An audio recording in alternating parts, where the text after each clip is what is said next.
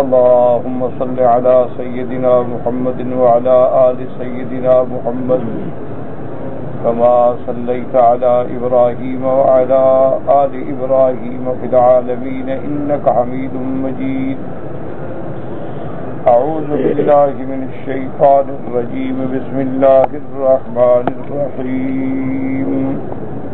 قد أفلح المؤمنون الذين هم في صلاتهم خاشعون والذين هم عن اللغو معرضون والذين هم للزكاة فاعلون والذين هم لفروجهم حافظون إلا على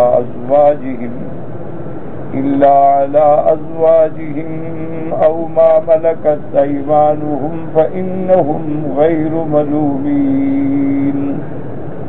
فمن ابتغى وراء ذلك فأولئك هم العادون.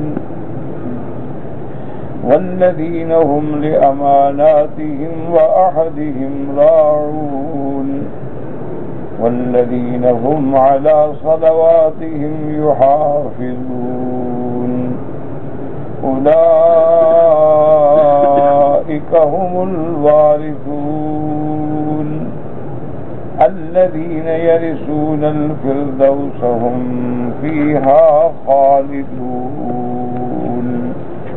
قال المؤلف والمفسر رحمه الله تعالى: أدام النفع بعلومه وعلومكم في الدارين آمين، إلى أن قال: وقوله تعالى: قد أفلح المؤمنون، أي قد فازوا وسعدوا وحصلوا على الفلاح.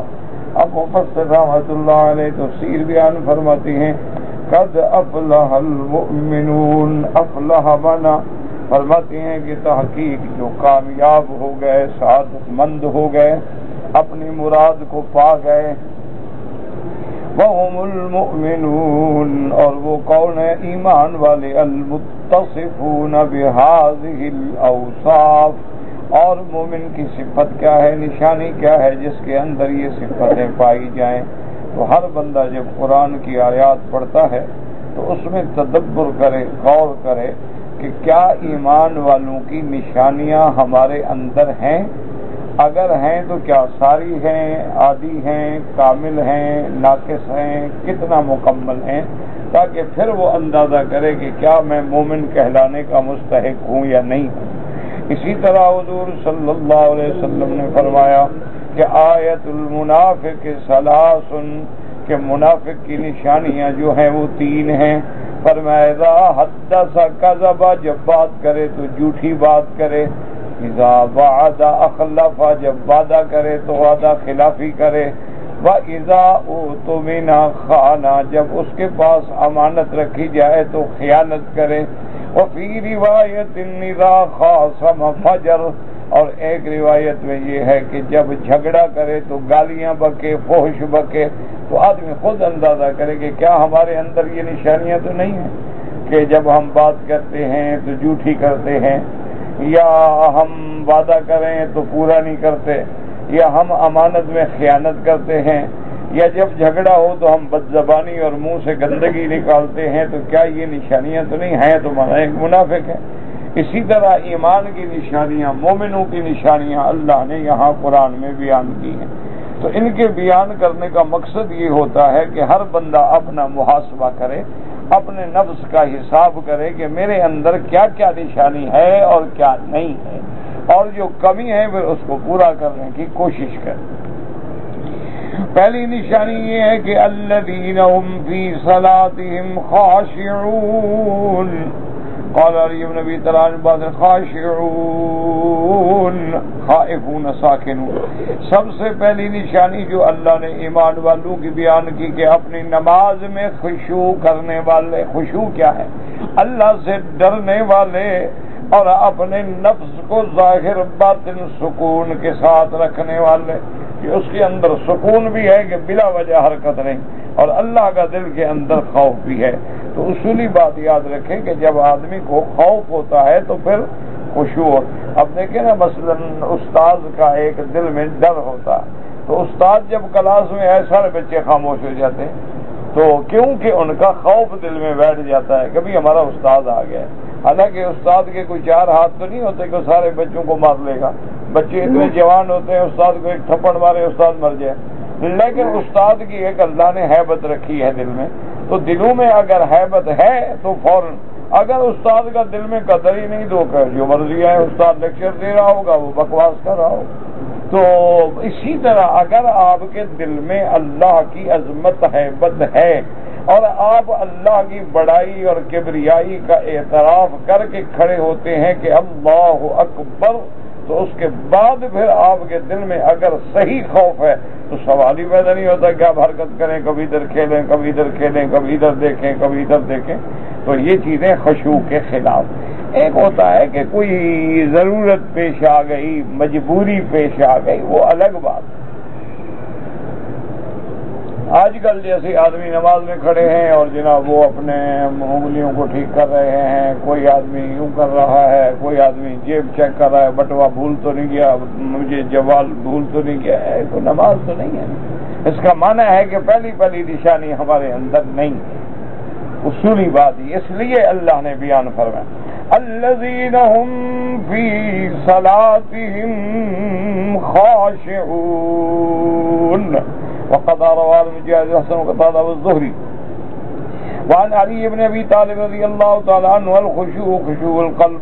حضرت علی رضی اللہ تعالی عنہ فرماتے ہیں کہ خشوع کا معنی یہ ہے کہ اس کے دل کے اندر خشوع پیدا ہو.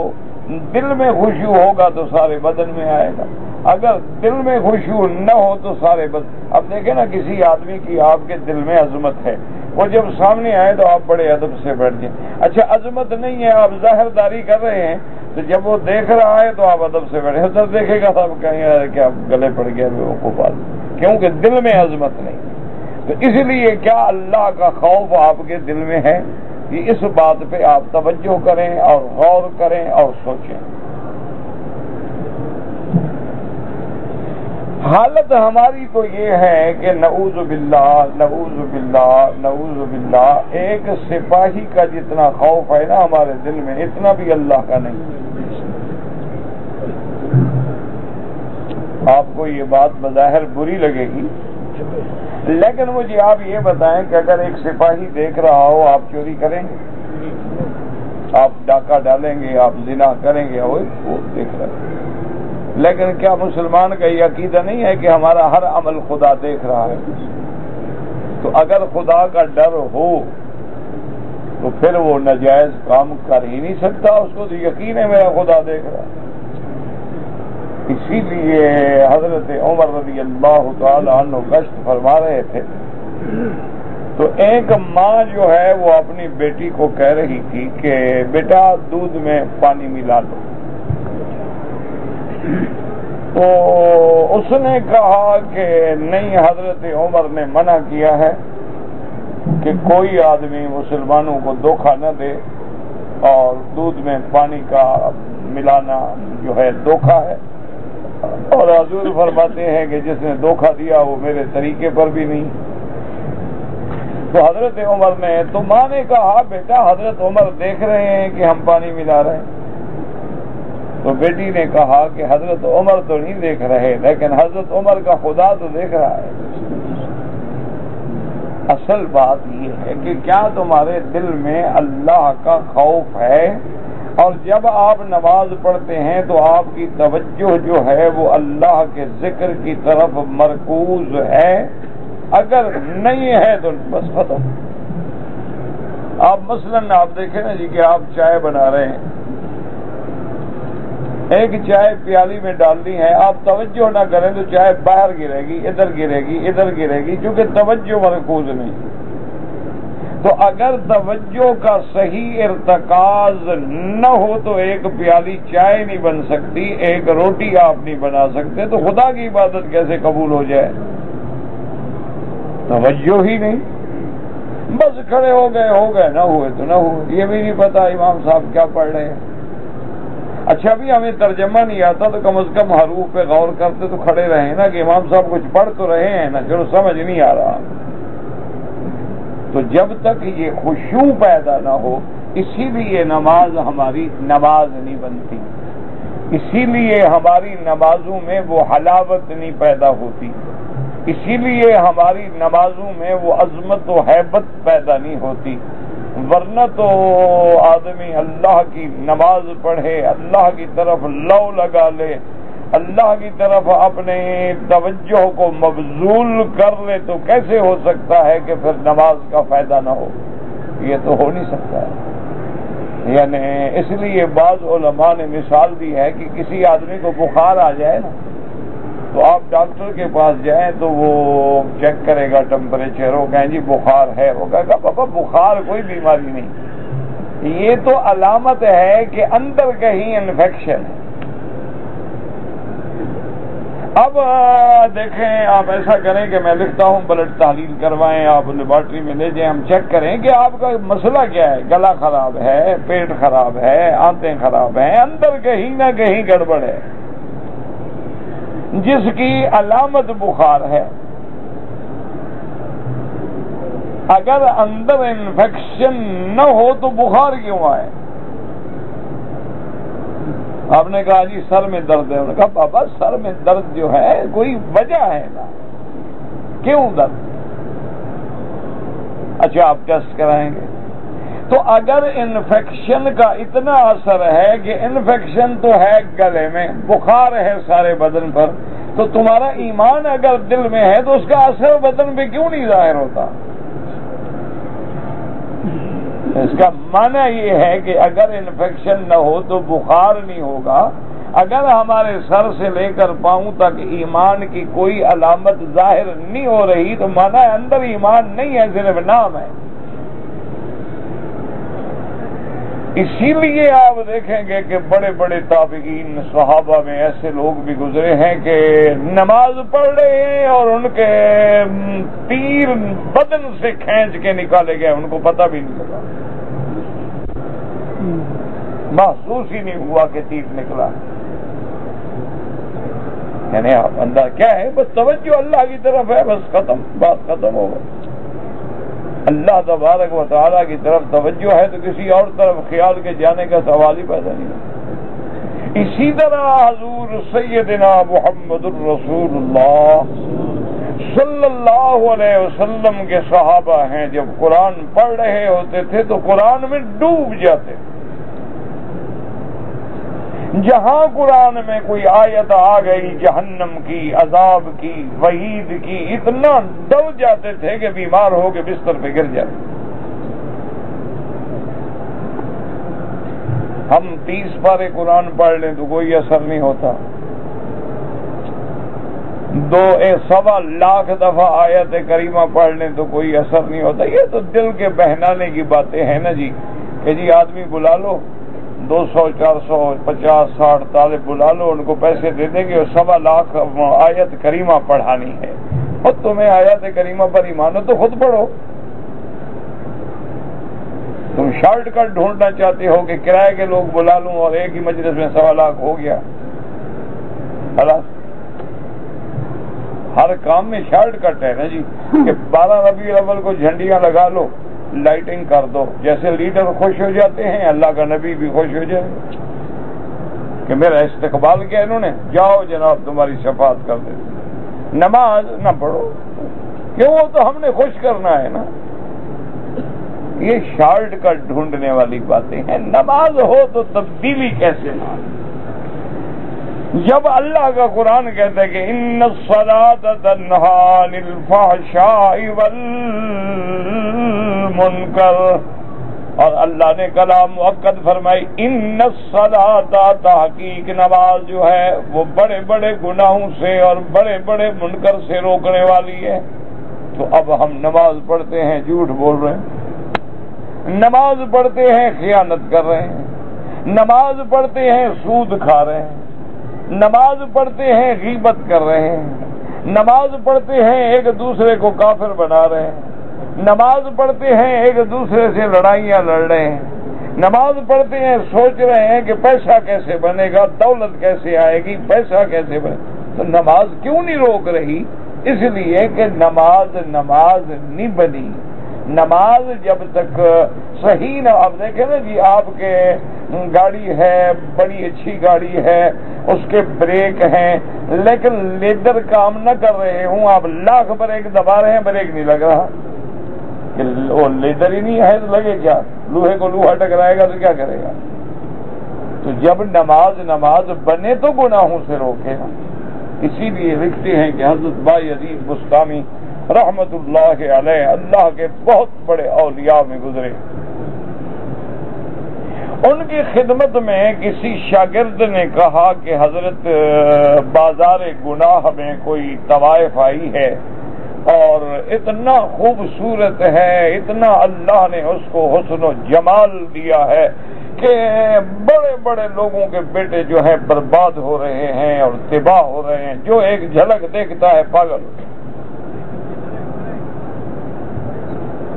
اور بڑے بڑے لوگ جو ہیں وہ ان کے بیٹے اولادیں جو ہیں اس کو وہ ہلاک ہو رہے ہیں۔ حضرت نے فرمایا ٹھیک۔ تو حضرت بایزید رحمت اللہ علیہ ایک رات جو ہے کپڑا اوڑھا اور اس کے بعد اس طوائف کے کوٹھے پہ پہنچ گئے۔ انہوں نے دیکھا ایک داڑھی والا بزرگ آدمی، بوڑھا آدمی، پتہ نہیں اس کو کیا شوق ہو گیا بھائی، حیران ہوئے۔ انہوں نے کہا شاید بیچارہ بھولے سے آ گیا ہے یا بیچارے کا دماغ ٹھکانے نہیں۔ انہوں نے کہا جی بزرگوں آپ کیسے؟ انہوں نے کہا بھی میں بھی آپ کے اس کے حسن کا خریدار ہوں، کیا پیسے لیتے ہیں آپ ایک رات کے؟ انہوں نے کہا جی ہم تو 10,000 روپے لیتے ہیں اس دور میں۔ انہوں نے کہا یہ 10,000۔ اب وہ پریشان ہو گئے کہ بوڑھا تو پیسے والا ہے، ایک منٹ میں 10,000 نکال کے دے دیا، پرواہ بھی نہیں کی۔ ان کو پیسے سے غرض تھی، انہوں نے کہا چلو یہ پیسہ تو اچھا ہے نا، ویسے بوڑھا آدمی ہے کر بھی کچھ نہیں سکتا، 10,000 بھی مل گئے۔ وہ کمرے میں لے گیا، انہوں نے کہا دیکھو بات سنو، میں نے تیرا ٹائم خرید لیا ہے، آج کی رات تم نے میرے حکم کی تعمیل کرنی ہے۔ اس نے کہا جی بالکل جو آپ حکم کریں۔ اس نے کہا آپ غسل کرو۔ انہوں نے کہا جی میں تو غسل کر کے میک اپ کر کے سنگار کر کے۔ انہوں نے کہا نہیں بس جاؤ غسل کرو اور یہ کپڑے ہیں اپنے کپڑے اتار کے یہ پہن کے پھر آؤ۔ اس نے غسل کیا، انہوں نے کہا ٹھیک ہے آپ نے پیسے لیے ہیں جی، ڈرامہ کرنا ہے تو اور صحیح، ڈرامہ اور صحیح، روز تو ڈرامہ کرتے ہیں نا، اگر روز گناہوں کا ڈرامہ کرتے ہیں آج یہ کر لو۔ تو اس نے غسل کیا، کپڑے بدلے، آ گیا، نے کہا جی کیا حکم ہے؟ حضرت نے اپنے کپڑے سے گٹھڑی سے اپنا مصلی نکالا، مصلی بچھایا، کہا کہ دیکھو تمہیں نماز پڑھنا تو پتہ نہیں آتا ہے یا نہیں آتا، جیسے میں کہوں نا اسی طرح کہتے جاؤ اور تھوڑا مجھ سے دور کھڑی ہو جاؤ اور جیسے میں کہوں اسی طرح کرو۔ اور ٹھیک، اللہ اکبر کر کے حضرت کھڑے ہو گئے، نماز پڑھی، وہ اسی طرح پڑھتی رہی۔ نماز سے فارغ ہوئے، سر سجدے میں ڈالا، اللہ کے آگے رو پڑے، آنسوؤں کی جھڑی لگ گئی۔ فرمایا مولا تیری ذات کے لیے بایزید نے اپنی عزت کو نیلام کر دیا کہ اس جگہ آنا جو ہے میرے لیے صرف اس لیے کہ تیرے بندے گناہوں میں مبتلا ہو رہے ہیں۔ اب اس بندی کو پیسے دے کر میں نے ظاہری طور پر وہ مصلی پہ کھڑا کر دیا ہے، سجدے میں بھی گرا دیا ہے، اب دلوں کا پھیرنا تو تیرے ہاتھ میں۔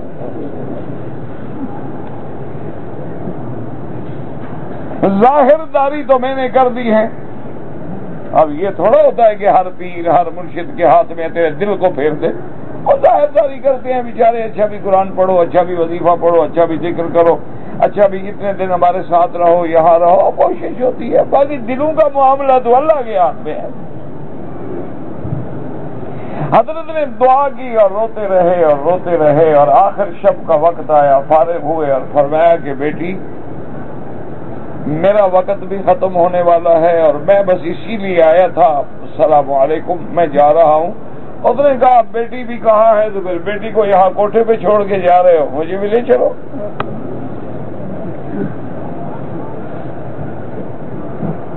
آپ نے فرمایا تیرے لیے یہ مسئلہ ہونے کا کیا مسئلہ ہوگا؟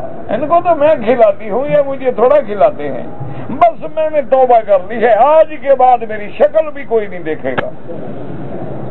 ایک نماز نے بدل ڈالا۔ تم روز کعبے میں ہم نمازیں پڑھتے ہیں، نہ دعائیں منظور ہوتی ہیں، نہ نماز اثر کرتی ہے، وجہ کیا ہے آپ؟ کوئی وجہ تو ہے نا جی، کہ دیکھیں نا آپ ایک دوائی لے رہے ہیں، اب کیپسول ڈاکٹر نے لکھا ہے کہ جی اینٹی بایوٹک 500 ملی گرام آپ لے لیں، آپ کھا رہے ہیں، اندر اس کے بھرا ہوا ہے آٹا، تو کیا دوائی فائدہ دے گی؟ نماز تو ہم پڑھ رہے ہیں لیکن نماز ہے ہی نہیں، ورنہ یہ ممکن ہے کہ بندے کو اگر خدا کے دروازے پر بھی خیرات نہ ملے تو کہاں ملے گی مجھے بتاؤ؟ روز ہم دعائیں مانگتے ہیں، اللہ کافروں کو ہلاک کر دے، یہودیوں کو برباد کر دے، نصرانیوں کو برباد کر دے، روز اخبار میں پڑھتے ہیں آج اتنے مسلمانوں نے مار دیے، آج اتنے مار دیے، آج اتنے مار دیے، یہ ہماری دعائیں۔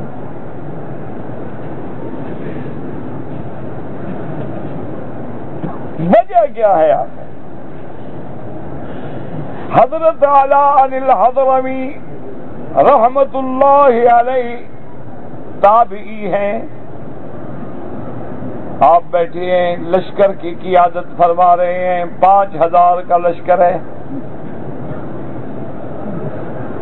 ساتھی آئے، انہوں نے عرض کیا کہ حضرت ہم راستہ بھول گئے، دشمنوں نے ہمیں غلط راستے پہ ڈال دیا ہے، سہارا ہے، میلوں تک سہارا ہے اور پانی نہیں، جنگ کی تو اب ضرورت ہی نہیں ہے، ہم تو پیاس سے تڑپ تڑپ کے مر جائیں گے، جنگ کون کرے گا؟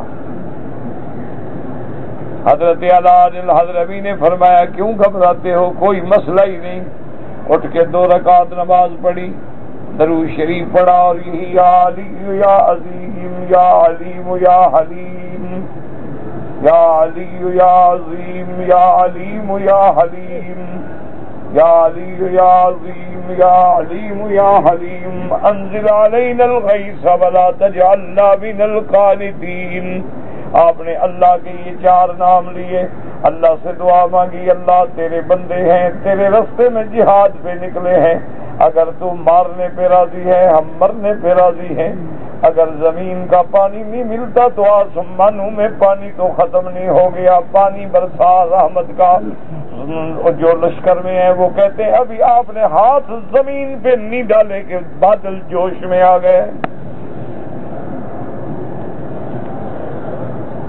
اور ہم ملتزم پہ دعائیں مانگ رہے ہیں، نہ اولادوں پہ اثر ہوتا ہے، نہ گھر والوں پہ اثر ہوتا ہے، نہ بیوی بچوں پہ اثر ہوتا ہے، نہ طالبوں پہ اثر ہوتا ہے، جو داڑھی رکھتا تھا رکھتا ہے، جو منڈاتا تھا منڈاتا ہے، جو جھوٹ بولتا تھا بولتا ہے، جو پہلے سچ بولتا تھا سچ بولتا ہے، اور ہماری تقریروں کا تو کوئی اثر نہ ہوا نا۔ عمرے پہ آنے والے آ رہے ہیں، لاکھوں روپے خرچ کر رہے ہیں، قریب ترین ہوٹل خرید رہے ہیں کہ ہم حرم میں آ جائیں، شیو کرنے والا اسی طرح شیو بنوا رہا ہے، اللہ کے حرم میں بھی بیٹھ کے بنوا رہا ہے، سگریٹ پینے والا اسی طرح حرم سے نکل کے سگریٹ پی رہا ہے، میری بیٹی جو بے پردہ ہے وہ حرم میں بھی بے پردہ ہے، جو لون کے کپڑے پہن کے انارکلی میں گھومتی ہے وہ کعبے کے گرد بھی وہی کپڑے پہن کے گھوم رہی، چہرہ کھلا ہوا ہے اور بال کھلے ہوئے ہیں، بازو یہاں تک ہے، پورا بدن کپڑے سے نظر آ رہا ہے اور وہ طواف میں ہے۔ یقین کرو ایسے طواف سے نہ آنا بہتر ہے۔ ایک بات ہمیشہ یاد رکھو کہ جیسے ایک بزرگ نے لکھا ہے نا کہ چون طواف کعبہ کردن، کہ میں جب طواف کعبے کا کر رہا تھا تو اندر سے مجھے آواز آ رہی تھی کہ بیرون درج کر دی کہ درون خانہ آئی، تم باہر کیا کرتے رہے ہو کہ اب اندر بھی آ گئے ہو، تمہیں شرم نہیں آئی؟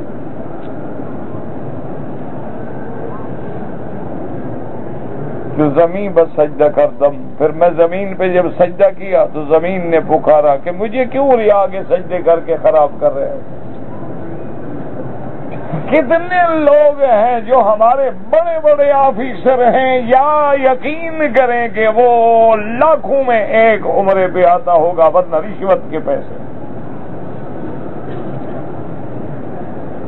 نام رشوت نہیں ہوگا، نام ہدیہ ہوگا، لیکن ہدیہ تم گھر میں ریٹائر ہو جاؤ، دیکھیں کتنے آدمی تمہیں دیتے ہیں۔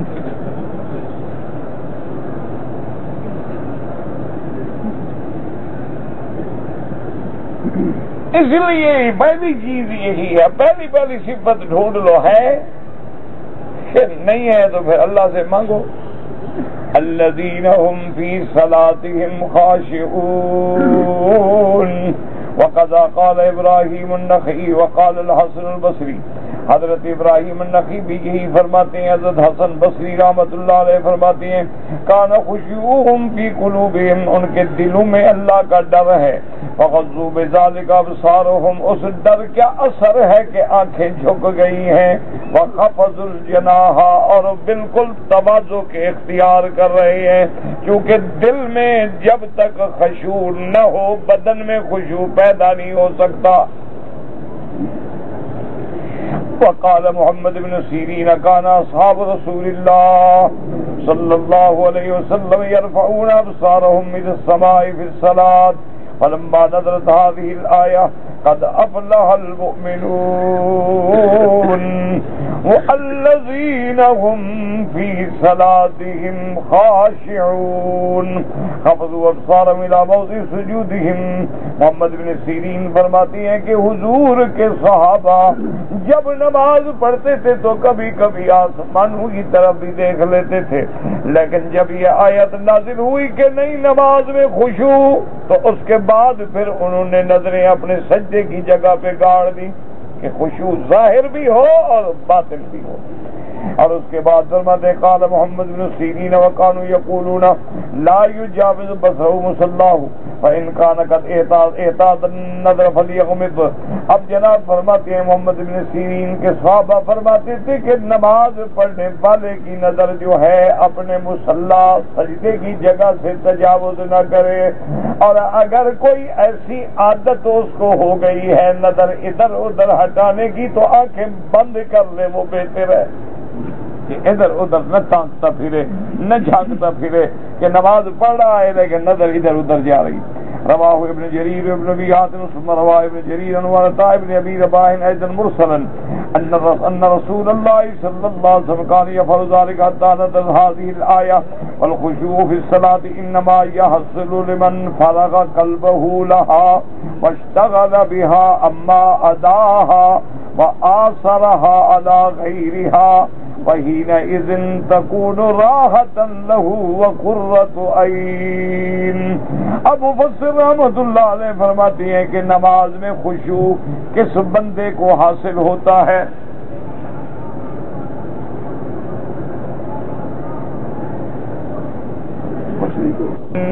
انما یحصل، اس کو خشوع حاصل ہوتا ہے جو اپنے دل کو نماز کے لیے فارغ کر لے کہ بس اب میں نے نماز پڑھنی، تمام خیالات کو جھٹک دے، کسی دوسری چیز کی طرف توجہ نہ کرے، بڑے سے بڑے وہی چھوڑو میں نے بس نماز پڑھنی ہے، ہر چیز کو جھٹک دے، دل کو فارغ کر لے۔ اور نماز میں تو اب نماز اس کے لیے قرار بھی بنے گی، آنکھوں کی ٹھنڈک بھی بنے گی، جیسے کہ حدیث میں آتا ہے کما قال النبی صلی اللہ علیہ وسلم فی الحدیث الذی رواہ الامام احمد والنسائی عن انس رضی اللہ تعالی عنہ عن رسول اللہ صلی اللہ علیہ وسلم انہ قال حب الی الطیب والنساء وجعلت قرۃ عینی فی الصلاۃ۔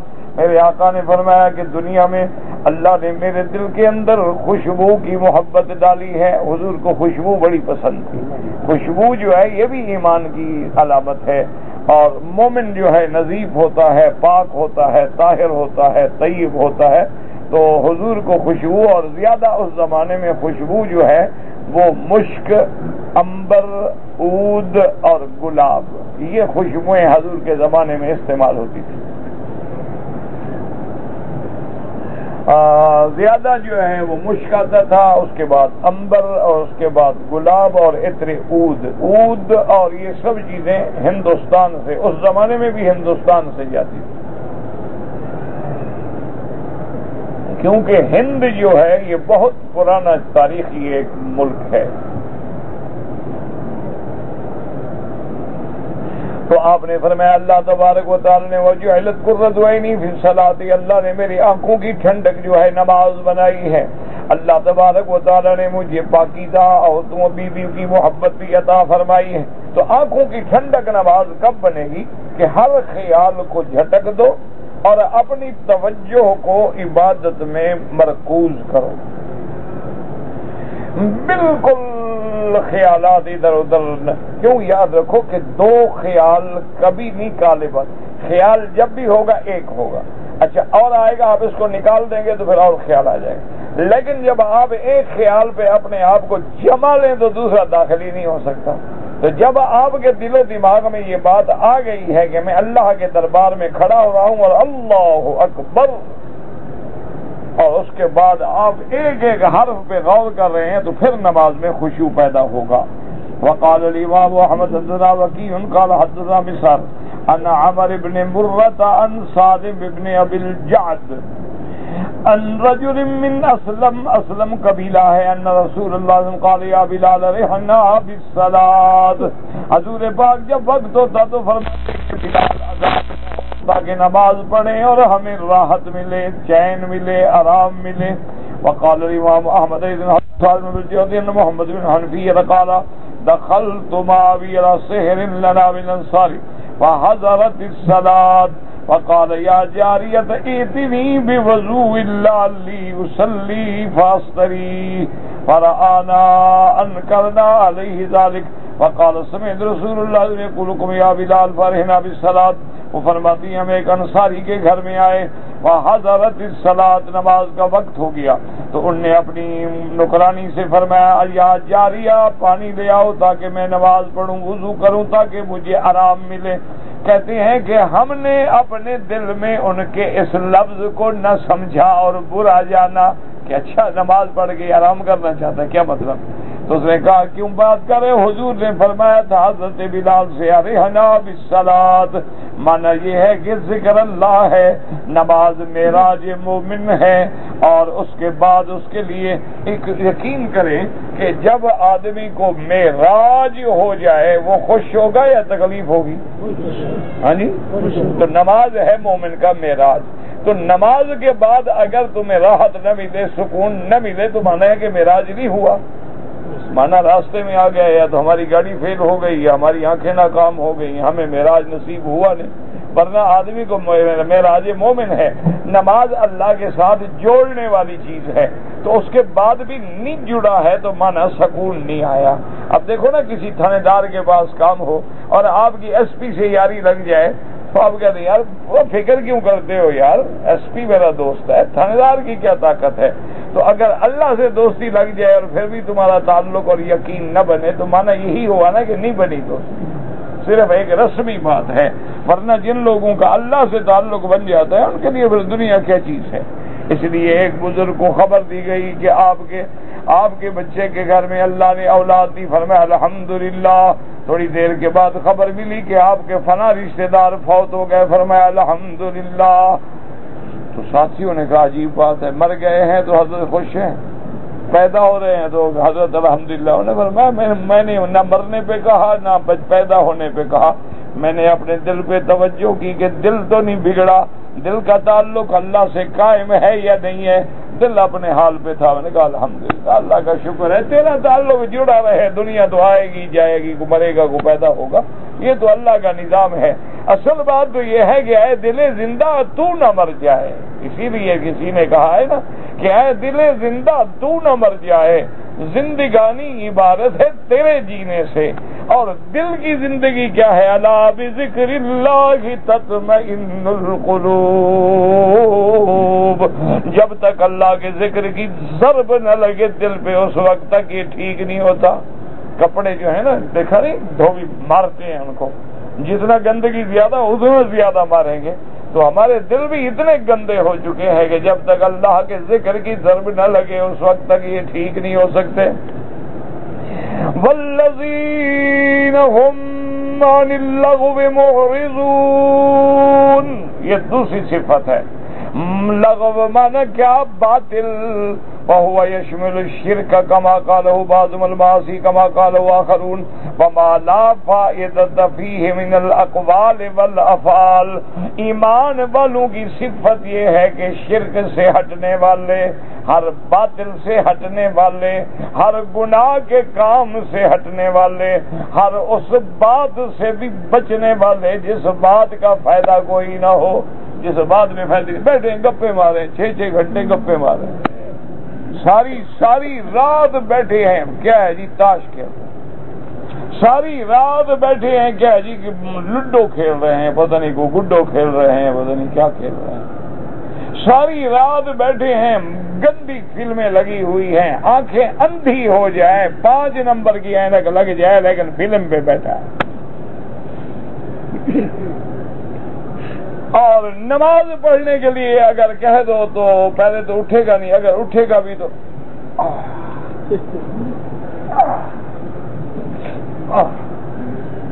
کیوں؟ اللہ کا عذاب آ جاتا ہے کہ میرے ساتھ دکھالا کر رہے، دفع ہو جاؤ. تم نماز نہیں پڑھو گے تو خدا کی خدائی میں کیا فرق آئے گا؟ پڑھنی ہے تو انسانوں کی طرح پڑھو، دل و دماغ کو حاضر کرو، حراحت کے ساتھ پڑھو، اللہ کے دربار میں آؤ تو بن سنور کے آؤ. خذوا زینتکم عند کل مسجد. اللہ نے فرمایا جب نماز کے لیے آؤ اچھا لباس پہنو، اچھے کپڑے پہنو، خوشبو لگاؤ، تیار ہو کے آؤ کہ تم اللہ کے دیدار پہ جا رہے ہو. اگر یہ نہیں ہے تو جاؤ، پھر کوئی ضرورت نہیں ہے. ہم نماز نہیں پڑھیں گے تو خدا کی خدائی میں فرق آ جائے. ساری دنیا بے نمازی ہو جائے، اللہ کو کیا نقصان؟ ساری دنیا نمازی بن جائے، اللہ کو کیا فائدہ ہے؟ ہم نماز پڑھیں گے ہمارا فائدہ ہے، نہیں پڑھیں گے ہماری بربادی، ہماری تباہی ہے. پڑھنی ہے تو انسانوں کی طرح پڑھو. والذین هم عن اللغو معرضون، جیسے قرآن میں دوسری جگہ وَإِذَا مَرُّوا بِاللَّغْوِ مَرُّوا كِرَامًا قَالَ قَتَادَةُ وَاللَّهِ مِنْ أَمْرِ اللَّهِ مَا وَقَّفَهُمْ مَا وَقَّفَهُمْ عَنْ ذَلِكَ. جو اللہ کا حکم ہے اس کے مطابق وہ چلتے ہیں. والذین هم للزکاة فاعلون. الاکثرون علی مراد زکات ہاں ہونا زکات الاموال کے اپنے مالوں کی زکات دیتے ہیں. مع نہادی آیت مکیۃ، یہ آیت مکیہ ہے. وانما فرضت الزکات بالمدینہ فی سنۃ اثنتین من الہجرۃ.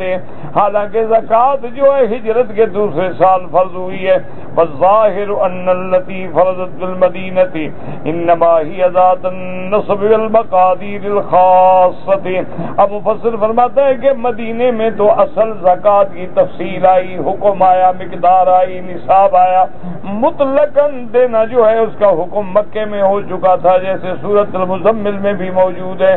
وَإِلَّا وَالظَّاهِرُ النَّاسُ الزَّكَاةَ كَانَ وَاجِبًا بِمَكَّةَ كَمَا قَالَ تَعَالَىٰ فِي سُورَةِ الْأَنْعَامِ وَهِيَ مَكِّيَّةٌ وَآتُوا حَقَّهُ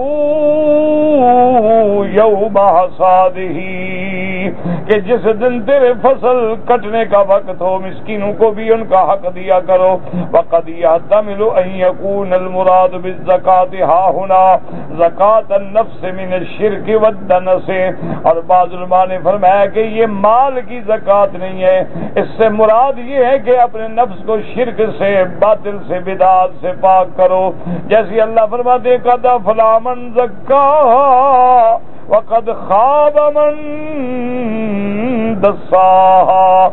وَقَوْلِهِ وَوَيْلٌ لِّلْمُشْرِكِينَ الَّذِينَ لَا يُؤْتُونَ الزَّكَاةَ عَلَىٰ أَحَدِ الْقَوْلَيْنِ فِي تَفْسِيرِهِمَا وَقَدْ يَحْتَمِلُ أَن يَكُونَ كِلَا الْأَمْرَيْنِ مُرَادًا وَهُوَ زَكَاةُ النُّفُوسِ وَزَكَاةُ الْأَمْوَالِ فَإِنَّهُ مِن جُمْلَةِ زَكَاةِ النُّفُوسِ وَالْمُؤْمِنُ الْكَامِلُ هُوَ الَّذِي يَفْعَلُ هَٰذَا وَهَٰذَا وَاللَّهُ أَعْلَمُ. اب مفسر رحمۃ اللہ علیہ فرماتے ہیں ہو سکتا ہے کہ دونوں مراد ہوں کہ مال کی بھی زکات دو، اپنے بدن کی بھی زکات. اپنے بدن کی زکات کیا ہے کہ اپنے دل کو شرک سے پاک کرو، بدعات سے پاک کرو، گناہوں سے پاک کرو، رذائل سے پاک کرو، خباثتوں سے پاک کرو. اپنے بدن کو بھی پاک کرو، اپنے دل کو بھی پاک کرو، جگہ کو بھی پاک کرو. اور زکات کی مقدار جو ہے وہ معلوم ہے کہ اللہ نے جو مال دیا ہے تمام حقوق ادا کرنے کے بعد جو خالص بچے گا اس پہ 2.5% سال گزرنے کے بعد ادا کیا جائے گا. اب مفسر فرماتے ہیں کہ اس آیت میں والذین هم للزکاة فاعلون، دونوں مراد ہو سکتے ہیں، یا تحمل ھذا وھذا، یعنی زکاة النفوس و زکاة الاموال، واللہ اعلم۔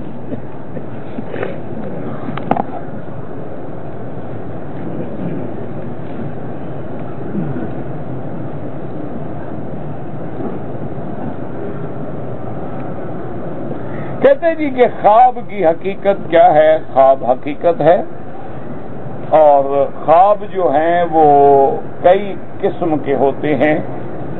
ایک تو ہوتی ہے حدیث النفس، کیا معنی کہ جس کام میں ہم سارا دن لگے رہے وہی چیزیں رات کو ہمیں نظر آ گئیں، یہ حدیث النفس ہے، یہ خواب نہیں۔ آدمی جس کام میں مشغول ہوتا ہے نا، جب سونے لگا تو وہی چیزیں پھر وہ سامنے آ گئی۔ ایک خواب ہے شیطانی، کہ شیطان آ کے ہمیں خواب میں ڈراتا ہے، بلا بن گئی، کوئی سانپ بن گیا، کوئی بچھو بن گیا، کچھ بن گیا، تو اس کا علاج میرے محبوب نے یہ فرمایا ہے کہ ایسا خواب دیکھو تو جب آنکھ کھل جائے تو بائیں طرف 3 دفعہ تھوک دو، لا حول ولا قوت الا باللہ العلی العظیم 3 دفعہ پڑھ لو، اور کروٹ بدل کے سو جاؤ، اور اپنا خواب کسی کو نہ بتلاؤ، بس ختم، کچھ بھی نہیں ہوگا۔ اور بعض خواب جو ہیں وہ ہوتے ہیں رحمانی، کہ اللہ کی طرف سے ڈالا جاتا ہے، اور اس کی علامت یہ ہے کہ اکثر صالح آدمی جو ہیں، نیک لوگ جو ہیں، اور جو لوگ رات کو نماز پڑھتے ہیں، وضو کرتے ہیں، بستر پاک ہے، کپڑے پاک ہیں، اللہ کا ذکر کر کے بستر پہ سوتے ہیں، اور رات کے آخری حصے میں کوئی خواب دیکھتے ہیں، تو یقیناً انشاءاللہ یہ خواب رحمانی خواب ہو۔ ان کے بارے میں یہ حکم ہے کہ اگر نبی نے خواب دیکھا ہے تو اس کا خواب ایسے ہے جیسے اللہ کا وحی اتری ہو، اس میں تو کوئی شبہ ہے ہی نہیں، وہ تو ہمیشہ سچا ہے۔ اگر ہم نے خواب دیکھا ہے تو کبھی ظاہر کچھ ہوتا ہے اور باطن کچھ ہوتا ہے، اس لیے پھر حکم ہے کہ خواب ہر کسی کو نہ بتاؤ، بلکہ خواب کسی عالم کو بتلاؤ، اور کسی اپنے دوست کو، اپنے خیر خواہ کو بتلاؤ جو صحیح تعبیر دے، کیونکہ بعض اوقات بندہ غلط تعبیر منہ سے نکالتا ہے نا تو اسی طرح ہو جاتا ہے۔ تو علم خواب اور علم تعبیر جو ہے یہ بہت بڑا علم ہے۔ اللہ نے انبیاء میں سیدنا یوسف علیہ السلام کو یہ علم عطا فرمایا۔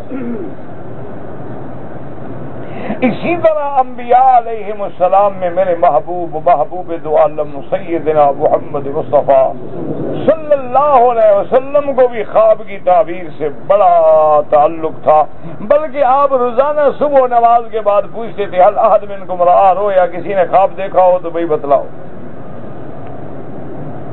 اور صحابہ میں سیدنا ابی بکر رضی اللہ تعالی عنہ کو تعبیر سے بڑی مناسبت تھی، اس لیے حضور کبھی کبھی صحابہ خواب بتلاتے تو آپ کہتے ابو بکر اب پھر اس کی تعبیر تم بیان کرو۔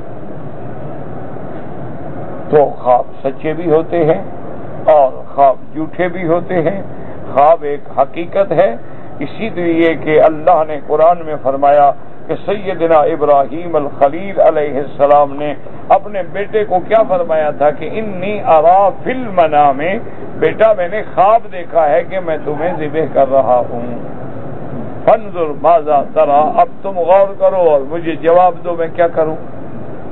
قال یا ابت افعل ما تؤمر۔ تو بہرحال خواب جو ہے وہ سچا ہے۔ اسی طرح شہدائے احد سے پہلے حضور نے خواب دیکھا تھا۔ اسی طرح ایک دن حضور پاک اٹھے تو بی بی ام سلیم فرماتی ہیں کہ حضور بڑے گھبرائے ہوئے تھے، پریشان لگ رہے تھے، تو میں نے پوچھا کہ یا رسول اللہ صلی اللہ علیہ وسلم میرے ماں باپ آپ پہ قربان ہوں، خیر تو ہے، فرمایا میں نے خواب میں دیکھا ہے کہ میرا بیٹا حسین جو ہے ایک جگہ پہ شہید ہوگا، اللہ نے مجھے وہ جگہ بھی دکھائی ہے، اس جگہ کی مٹی جو ہے وہ بھی سرخ ہے۔ تو بالکل حقیقت ہے، پر وہ بلا کیا تھی جہاں حضرت حسین شہید ہوئے؟ تو اس لیے ہمیشہ یاد رکھیں کہ خواب جو ہے نا ہر کسی کو نہ بتایا تھا.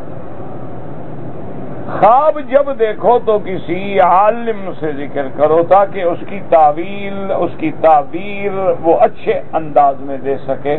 کیونکہ ایک حدیث میں یہ بھی آتا ہے کہ الرؤیا علی رجل طائر، کہ خواب تو ایسے ہے جیسے پرندے کے پاؤں پہ دانہ رکھا ہو، ہلا تو دانہ گر گیا. تو جب تعبیر دی جائے گی تو ہو جائے گی. اچھا، اسی طرح بعد کے لوگوں میں حضرت محمد بن سیرین رحمت اللہ علیہ جو ہیں، وہ تعبیر رویا میں اللہ نے ان کو بڑا ملکہ دیا تھا. اچھا، انہوں نے کتابیں بھی لکھ دی ہیں تعبیر رویا. تو آدمی محمد بن سیرین کی کتاب لے کے گھر میں رکھ لے، اگر کوئی خواب دیکھے تو لکھا ہوتا ہے کہ یہ دیکھے تو یہ ہے، اور یہ دیکھے تو یہ ہے، اور یہ دیکھے تو یہ ہے. بہرحال، اور اگر ڈرانا خواب ہے تو کبھی کسی کو ذکر ہی نہ کرو، کچھ بھی نہیں ہوگا، کوئی نقصان نہیں ہوگا. ذکر کرو گے تو پھر نقصان کا اندیشہ ہے، لیکن کسی کو نہ بتلاؤ. وہ شیطانی تخیلات ہوتے ہیں اور شیطان ڈراتا ہے. بس لا حول ولا قوت الا باللہ العلی العظیم پڑھ کے بھول جائیں، انشاءاللہ کچھ بھی نہیں ہوگا.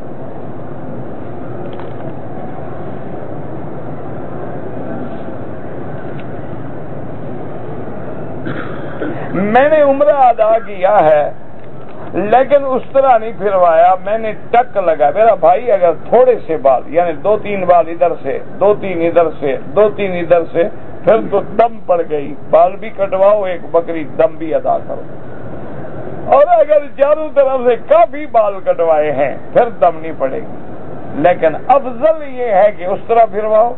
اگر بال کینچی سے کٹوانے ہیں تو جتنا بال ہیں ان کا چوتھا حصہ سارے سر کا کٹ جائے.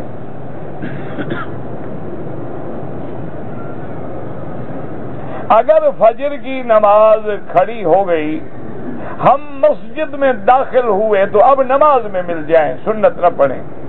جب نماز کا سلام پھیر لیں تو 2 رکعت پڑھ لیں، یا جب سورج نکلے بعد میں پڑھ لیں، کوئی مسئلہ نہیں. داڑھی کو رنگ لگانا منع ہے نہیں، بلکہ حکم ہے کہ لگاؤ. حدیث مبارک میں ہے کہ غیر الشیب ولو بشیء، حضور نے فرمایا کہ اپنے داڑھی کو رنگ لگاؤ، کوئی لگا لو. صرف علماء یہ فرماتے ہیں کہ کالا نہ لگائے. بعض تو علماء بھی کالا لگاتے تھے، لیکن جمہور کا فتویٰ یہی ہے کہ کالا خضاب نہ لگائے. لیکن اس کے علاوہ براؤن ہے، سرخ ہے، سنہری ہے، کوئی ہے وہ لگا سکتا ہے، کوئی منع نہیں، بلکہ لگانا چاہیے. طواف کے بعد 2 رکعت پڑھنا واجب ہے. مقام ابراہیم پہ جگہ ملے الحمدللہ، ورنہ جہاں جگہ ملے. عصر کے بعد نوافل نہ پڑھیں، مغرب کے بعد پڑھیں. کہتا جی کہ بیوی کی مرضی کے بغیر آدمی دوسری شادی کر سکتا ہے. کوئی ایسی پاگل بیوی ہے جو اجازت دے گی؟ بیوی بھی کبھی اجازت دیتی ہے بابا؟ ہاں، یہ الگ بات ہے بیمار ہو، 4 پیسے لگ جائے اور پھر کہے چلو میری جان چھوڑے کوئی کر لے دوسری شادی، تو الگ بات ہے، ورنہ کون سی اجازت. بہرحال اسلام میں بیوی کی اجازت کی کوئی ضرورت نہیں. اصل بات کہ تم پابند ہو کہ کیا تم دونوں کے حقوق ادا کر سکتے ہو. دونوں کا نفقہ، خرچہ، حقوق، اتنی طاقت ہے کہ دونوں کو راضی رکھ سکو. اگر ہے تو پھر پوچھنے کی ضرورت نہیں ہے، آپ دوسری شادی کر سکتے ہیں، اجازت لینے کی کوئی ضرورت نہیں ہے. عصر اور مغرب کے درمیان میں امام ابو حنیفہ رحمۃ اللہ علیہ فرماتے ہیں اگر طواف کرے تو ان کی نماز مغرب کے بعد پڑھے. امام احمد بن حنبل رحمۃ اللہ علیہ کے نزدیک مکے میں ہر وقت جائز ہے. کہتا ہے جی کہ جو لوگ عمرے پہ آ رہے ہیں ان کے پاسپورٹ اور ٹکٹ جو ہے وہ جدہ ایئرپورٹ پہ لے لیتے ہیں اور بڑا پریشان کرتے ہیں، تو آپ حج منسٹری کو لکھ کے دیں. یہاں حج منسٹری کے آفس موجود ہیں، تو آپ لکھ کے دیں، دیکھیں پھر حل ہوتا ہے کہ نہیں ہوتا. آپ خاموش رہیں اور مولوی مکی کو کہیں میں کیا کر لوں گا. حاجی منستی کے نام پر آپ جناب کل یہاں دفتر موجود ہیں، پوچھ لیں کہ وزارت الحج کا دفتر کہاں ہے شکایات کا، وہاں چلے جائیں، شکایت کریں، دیکھیں کہ کیسے حل ہوتا ہے۔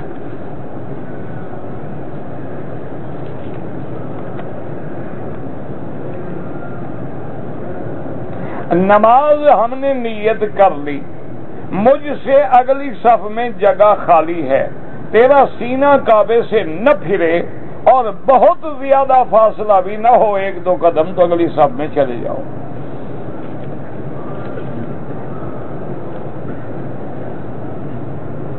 قرآن شریف پڑھتے ہوئے جب سجدہ تلاوت آ جائے تو کھڑا ہو نہیں، بیٹھے بیٹھے سجدہ کرے، سجدہ کرنا ہے، یہ کہاں حکم ہے کہ قیام کرے؟ کھڑا ہونا تو قیام ہے، سجدہ تو کھڑے ہو کے نہیں ہو سکتا، سجدہ تو لازمی بات ہے، جیسے بیٹھے اسی طرح سجدے میں چلے جاؤ۔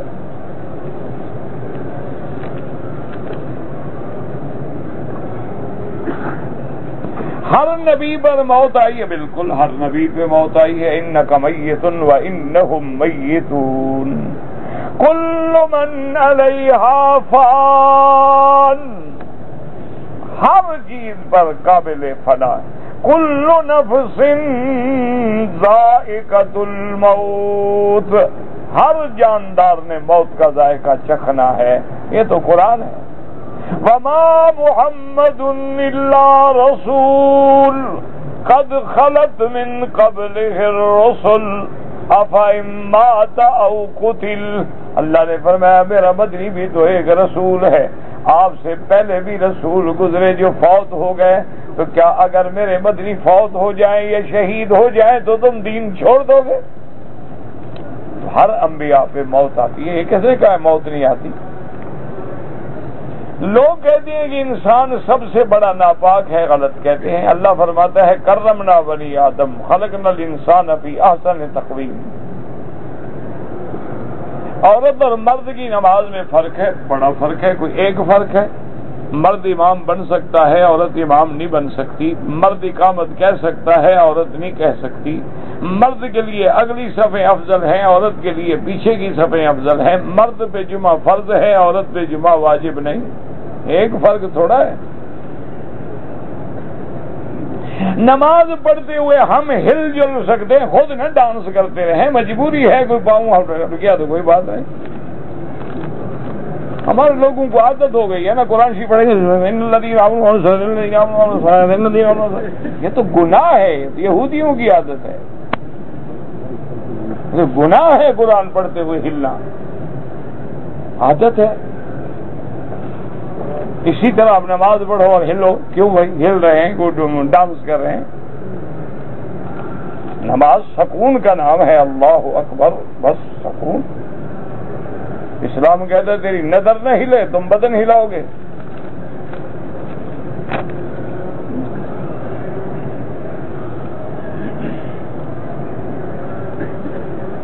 اگر عورتوں کے لیے مسجدوں میں جیسے جگہ بنی ہوتی ہے نماز پڑھنے کی، وہاں اپنے چہرے پہ کپڑا ڈالے کوئی نہیں، جب وہاں مرد ہے نہیں تو پردہ عورتوں سے پردہ کرے گی یا مسجد سے پردہ کرے گی؟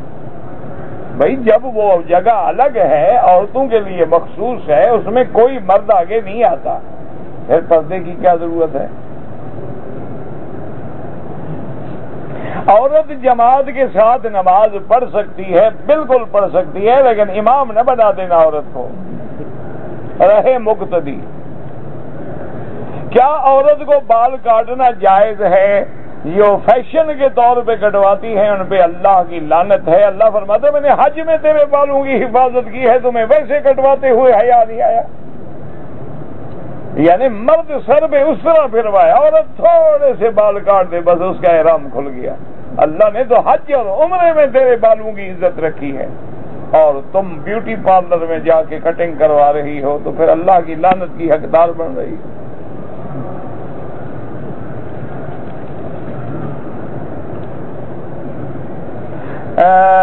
حنفی مذہب میں جنازہ کیسے پڑھا جاتا ہے؟ جیسے اور پڑھتے ہیں،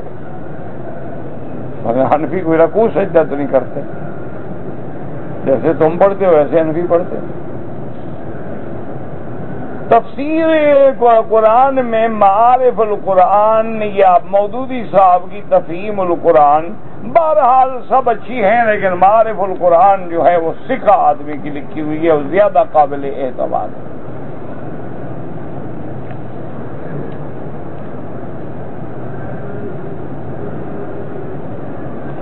میری ماں کے لیے محرم نہیں ہے، محرم نہیں ہے تو نہ بلائے۔ کہتے جی حرم شریف میں بھی لوگ انگریزی لباس پہنتے ہیں، دعا کرو اللہ ہدایت دے۔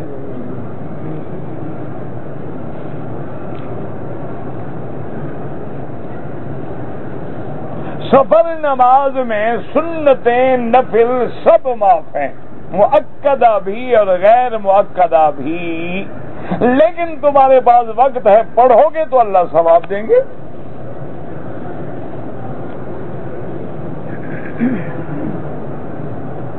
کہتے جی کہ ایک آدمی میرا ہمسایہ ہے، راشی ہے، افسر ہے، مجھے دعوت کرے تو اس کے شرک سے بچنے کے لیے چلے جاؤ، کیونکہ نہیں جاؤ گے تو افسر آدمی نقصان پہنچائے گا۔ تو کبھی کبھی شر سے بچنے کے لیے اتقاء مخافت شر ہی آدمی کو اور پھر ضروری تو نہیں نا کہ جو تمہارے لیے کھانا ہے وہی رشوت کا ہو، اور بھی تو اس کے پاس پیسے ہوں گے نا آخر۔ مجھے ناک سے خون آتا ہے، احرام کے دوران میں اگر نقصیر آ جائے کوئی دم نہیں، کیوں دم ہو؟ وہ تو تمہاری مجبوری ہے، بیماری ہے، تمہارا کیا قصور ہے اس میں؟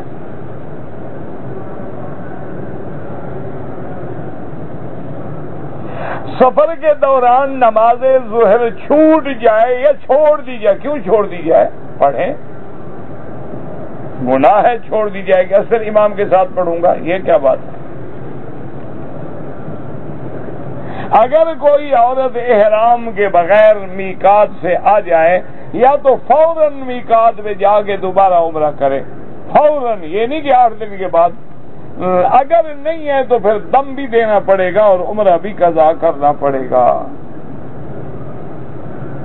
اگر ہم پہلی دفعہ مدینہ منورہ جا رہے ہیں تو 40 نمازیں پڑھنا ضروری ہے؟ کوئی ضروری نہیں، پہلی دفعہ جاؤ یا 10 دفعہ جاؤ، 40 نمازیں پڑھنا فضیلت ہے، اللہ نصیب کرے تو الحمدللہ، ورنہ یہ نہیں کہ زیارت سے اس کا کوئی تعلق نہیں۔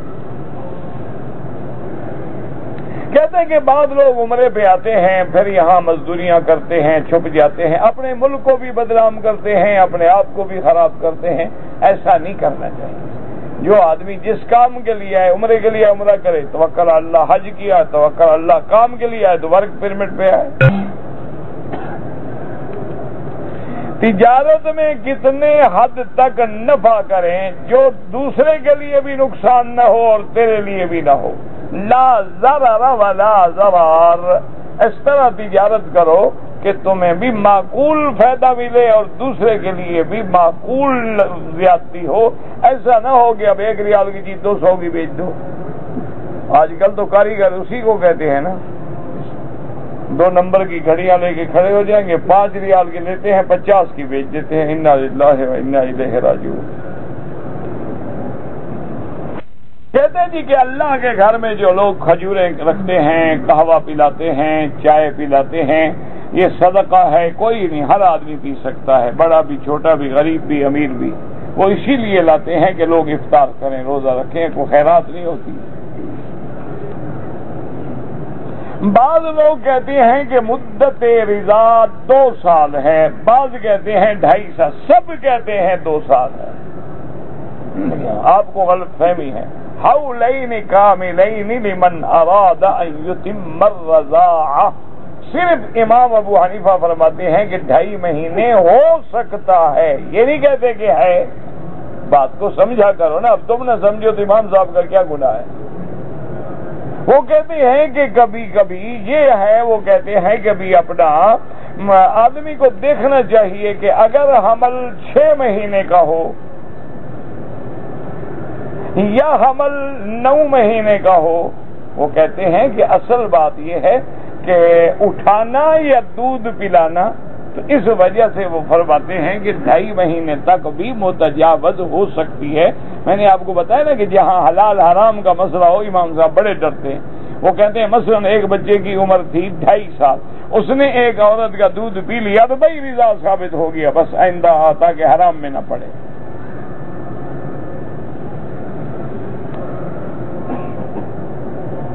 میں 3 سال پہلے عمرے ویزے پر آیا تھا کام کے سلسلے میں، جدے آیا اور جدے میں 3-4 دن رہا. پھر میں نے جدے سے احرام واپس دم نہیں ہے، کیونکہ آپ کی نیت ہی جدے تھی. پھر جدے ٹھہر گئے، 3-4 دن رہے، پھر جب جدے سے آئے تو احرام باندھ لیا. نماز عصر اور نماز عشاء سے پہلے 4 سنتیں پڑھنا جائز ہے، ثواب ہے، لیکن ضروری نہیں، مؤکد آ گئی. اگر موقع ملے تو پڑھیں، بالکل اللہ اجر دیں گے. کہتے جی جو بوڑھے طالب العلم ہیں وہ ٹھیک طرح نہیں بیٹھتے، دوسروں کی تکلیف کا باعث بنتے. بوڑھے جو ہیں جب تم بوڑھے ہوگے پھر دیکھیں گے تم کیسے بیٹھتے ہو. ہاں، دوسرے بوڑھوں پر اعتراض کرنے سے پہلے تم دیکھ لینا کہ جب تم اس عمر کو پہنچتے ہو تمہارا حال کیا ہوتا ہے. یہ تو ان کی ہمت نہیں ہے کہ اتنی عمر کے باوجود بھی بیٹھتے ہیں، پڑھتے ہیں، مغرب سے عشاء تک اپنا وضو روکتے ہیں. یہ ہمت نہیں ہے، بجائے اس کے کہ ان کو راحت پہنچائیں ان پہ الٹا اعتراض کریں. احرام باندھنے کے بعد کنگھی ونگی نہ کریں، نہ انگلیوں کے ناخن کاٹیں. اگر احرام کی نیت کرنے کے بعد 2 رکعت پڑھ لی، لبیک پڑھ لیا، اب اگر ناخن کاٹو گے تو ایک بکری دم پڑ جائے گی. بہرحال جو بھی دین کی تبلیغ کرے، جو بھی دین کا کام کرے، چاہے وہ قاعدہ پڑھائے، چاہے وہ درس دے، چاہے تفسیر پڑھائے، چاہے حدیث پڑھائے، چاہے گلی گلی پھر کے دین کی دعوت دے، میرے لیے وہ سب واجب الاحترام ہیں. تیرے نزدیک اگر گانے بجانے والے واجب الاحترام ہیں تو اللہ تیرا حشر ان کے ساتھ کرے، ہمارا دین والوں کے ساتھ کرے. چلو فیصلہ کرتے ہیں، آؤ دعا کریں. کوئی آدمی دین کا کام کسی شکل میں کر رہا ہے وہ ہمیں محبوب ہے کہ اللہ کا نام تو لے رہا ہے. کوئی بندہ بیٹھا ہے بچوں کو قاعدہ پڑھا رہا ہے، کوئی بسم اللہ الرحمن الرحیم بسم اللہ الرحمن الرحیم بسم اللہ پڑھا رہا ہے، کوئی بندہ نماز سکھا رہا ہے، کوئی بندہ دین کا کلمہ سکھا رہا ہے، کوئی دین کی دعوت دے رہا ہے. شکر کرو. اللہ اکبر. اور جن لوگوں کو تم دماغ میں برا سمجھتے ہو ان لوگوں کی وجہ سے اللہ نے کروڑوں لوگوں کی زندگیاں بدل ڈالی ہیں. لاکھوں نہیں، کروڑوں لوگوں کی. ہم نے یورپ میں اور بڑے بڑے ملکوں